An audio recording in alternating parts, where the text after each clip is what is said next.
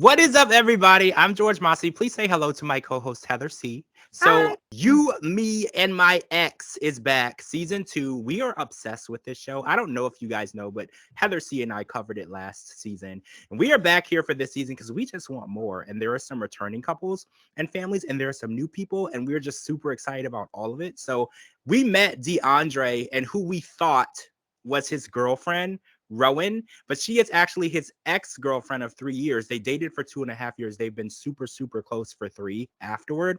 And I think what's interesting about this situation and the dynamic is Miss V, who is DeAndre's mom, is in love with Rowan. Like, she loves her. She said that she doesn't want to pick her son's love interest, but if he was to pick Rowan to be his wife, that would make her very, very happy. So let's move to the point that Elodie enters this story because Elodie is actually his girlfriend. So we met her later in the scenes, and she actually learned that DeAndre and Rowan had a really close relationship 4 to 5 months into their relationship. So this wasn't something that she knew right away.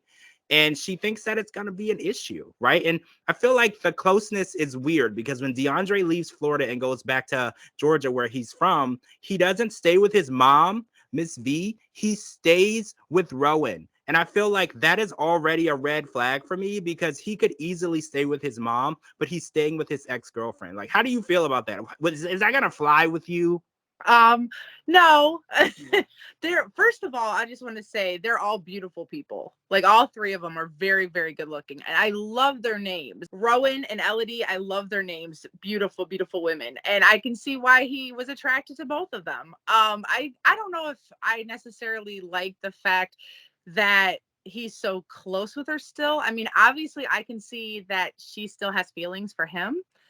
And he might still have feelings for her. Not saying he doesn't have feelings for his girlfriend, but you could tell that they click. They got a lot going on, and I don't know. I mean, I have to see the rest of the season because it just started and it's so good so far. But I don't know. They're a little close. They're a little close for comfort. I don't know. Well, did you notice real quick when DeAndre said "I love you" to Elodie, Rowan had a reaction because she Yeah. was like, "Oh, so you love each other now? You're saying that now?" Because when we were together, like that was not something that you were ready to do. You were not ready for kids. You were not ready for that. And now she's like, she has a baby, and you're saying "I love you," and this is what we couldn't agree on. And she had a reaction, and I was like, that's a reaction that comes from feelings, right? I feel like when you have feelings, that's your reaction.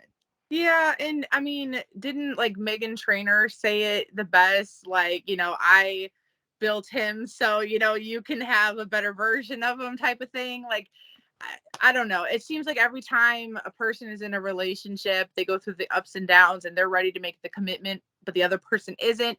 And then, sure enough, before you believe it, they go on to live their lives, and they become the boyfriend you wanted or the girlfriend that you wanted to somebody else. So I don't know. I I don't want to comment too much on it because I don't know their whole situation. Like I said, we just met them. I think he would be a cute couple with either or. I think his mom is Team Rowan, but Mhm. Elodie seems like a great girl too. So I guess we'll just have to see where this takes us. Yep, it's a win-win. DeAndre's gonna win this game at any direction. It's a win-win. So speaking of people that we've met before, because we have not met them before, we caught up with April, Lauren, Roy, and John. And so last season we saw this beautiful wedding between John and April, and they got married. And we know that Roy refused to go to the wedding for personal reasons, because the situation is very complicated. I know if you guys watched the show last night, you had to take some notes on what the titles were between April, Lauren, Roy, and John. And they continually change because now that April and John are separated, which we didn't know because last season they were in wedding bliss and everything was amazing. Now we watch this super intense scene of them sitting on the couch where it kind of looked like they wanted to tear each other apart. Like nobody wanted to be there. They didn't want to sit near each other. And, they were always in the same house. And it was just such a crazy dynamic last season. So watching this unfold was kind of shocking. And it was in the back of my mind, I was like, see, this is exactly what I thought would happen when I first saw the premiere of You, Me, and Your Ex. I was like, it seems like a good idea until it's not. And then I feel like this is kind of what happens. It's going to eventually explode because especially when the situation where Lauren and April were in that situation where one took the other one's husband, and then they hated each other for 2 years, and then they are friends, and now they're domestic partners. Now, we don't know, they didn't give us specifics, but we know that they share a bed. Now, we don't know what takes place in that bed, but they are sharing bills, raising kids. They have a podcast together, co-parenting chaos. They're doing everything together as a married couple. And they said that this is like actually the most healthy relationship that they've been in, even with both guys sitting next to them. They're like, even with all that, we're like the most supportive and loving to each other than we've ever had in the past. So I don't know how they're going to make it through an entire season of tolerating each other, because that 5-minute segment on the couch, I was so terrified that somebody was going to attack John, right? Did you feel that way? Yeah, I did. I think that he's in his feelings a lot, and I think instead of him addressing it more, April seems like the type of person that's pretty straightforward. You know, if she's hurting, I think you could tell. If she's mad, I think you could tell. And he seems kind of like he doesn't really want to stir the pot, kind of stay quiet. And sometimes people like that, they clash because, you know, it's like they're not really on the same page. And, you know, maybe it took this whole puzzle piece of this flip flop back and forth to find, you know, each other. I mean, even if they're not a couple, for the two girls to, you know, be together and, you know, have such a close knit relationship and, you know, a bond where they share a life, they share a podcast. I mean, they don't even have to be lovers at this point.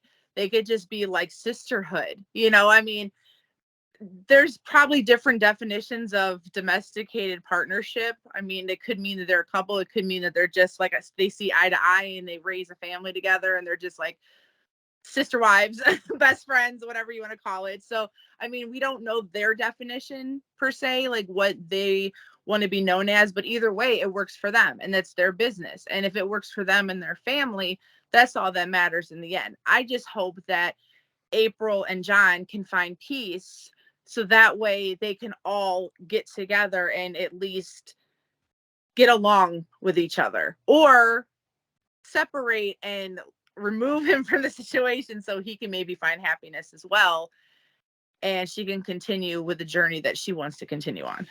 Yeah, I think that's what it's going to be. This season is going to be them finding what direction to go in. Because like you said, the way it's going now, it can't stay this way. They have to choose a new path for all of them. And when we saw them last season, everything was fine. And I mean, there was some issues between John and April with Roy and them getting matching tattoos, and they were just super close. But again, he knew that getting into the situation. So we have to learn as the season goes on, you know, what was the straw that broke the camel's back here? Why did it not work out? Because it was like pulling teeth getting information out of them last night. Like we couldn't get exactly what happened. So I know throughout the season, we're going to get more information on why it all fell apart, because on the season finale last season, they looked really happy to me. So we have to figure out what's going on with that. All right, so I want to talk about some of my favorites. I mean, I love everybody on this show, but Alex and Caroline and Steve are back. And Alex, aka Beyonce, is back this season with his beautiful fiance. Well, we thought fiance Caroline, but we learned on this episode that they've been keeping some secrets, right? Congratulations. Right? Congratulations to Alex and Caroline, because they are not engaged anymore. They're married. And they didn't tell anyone. Like, I'm assuming families probably know, but Steve doesn't know. And that's not it. That's not it. There's more to come. I have to say more. So they're also carrying another secret, literally carrying inside of their belly, her belly. Caroline is pregnant. She is having a baby too. And none of this information has been leaked to Steve, who is probably the closest person to Alex in the world. Like, he's grown up with him. They were a couple and they've been best friends and they're close. They do everything together. And as you know, last season, even when Alex and Caroline were on dates and trying to do things together, there was Steve. He was always there. So the idea that Steve is no longer that connected to Alex's life is kind of shocking. And I feel like it's probably hard for Alex too, because Caroline said last season, we need distance from Steve. She was like, we just need us together and Steve to be somewhere off on another island where there is no boat that will bring him back to us. Like, that's what we need. So we learned that Caroline kept that. She has been distancing herself from Steve. Alex has not.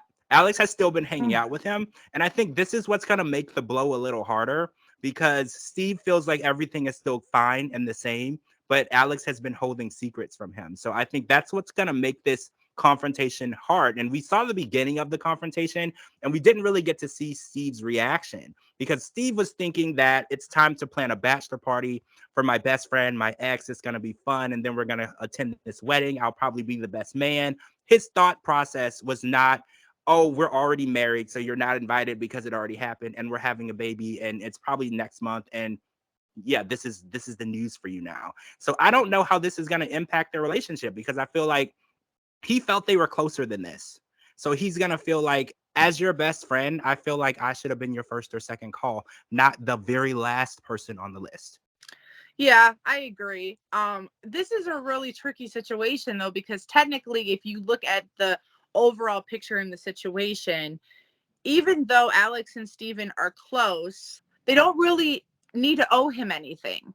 I think that if they really wanted to, they can go about their life. They can, have their baby, they can get married and stuff. And it shouldn't matter what anybody thinks. But because he is so close to Steven, then it's kind of like it makes things more difficult, because, there's feelings involved. So, and I think that Caroline cares too, because she cares about Alex and she knows that, she doesn't want people's feelings to be hurt either. But I want to say overall, congratulations. I love this couple, the fact that they have a baby and that they're married and they got a new kitty who happens to be blind. It's sad, but I'm so glad that they're back this season. And I really believe that Steven is probably hurt, because that's a lot to swallow. But I think overall that time will heal. I think that he will be okay. I think that, once he sees okay, it's officially over. We're just friends. We're not going to go back to the way things used to be. Maybe now I can be Uncle Steven, just take it there. But yeah, it's hard. It's hard because even though he's not owed an explanation, he probably should have had one, because they are so close. So I want to talk about this baby situation real quick. So we know that Alex is the king of tracksuits. So if it's a boy, is there gonna be a tracksuit style for the baby too? Is Caroline gonna be cool with that? Because I know Caroline loves to see Alex in his tracksuits. So I was like, is there gonna be a baby tracksuit line that Alex and Caroline are gonna put out to keep these babies looking fresh?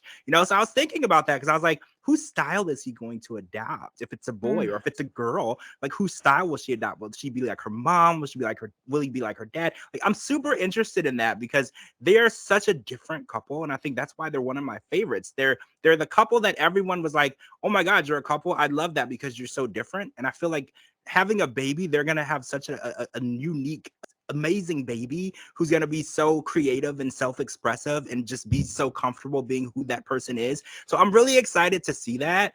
And, we have seen babies be introduced on the show as well. So next week, we're going to see our returning couple family. I want to call them a family because they're basically a blended family from Florida. I can't wait to see them. We saw Camila born last season, and that was a huge deal, right? So I can't wait to see them back. You, me, and my ex. Season 2 is back. We enjoyed season 1. We're even more excited for season 2. Thank you so much to my co-host, Heather C., who has joined me to cover this season of You, Me, and my ex. I can't wait to meet the rest of the people and see how crazy this is going to be. And especially this crazy separation situation going on in North Carolina. That's going to be the wild part of the show. All right, guys, I'm George Mossey. Make sure you follow me on all social media platforms at George Mossey, georgemossey.com. And any way you get your podcast, make sure you're following my co-host, Heather C2. Her links are right here at the bottom. We're going to talk to all of you guys next week.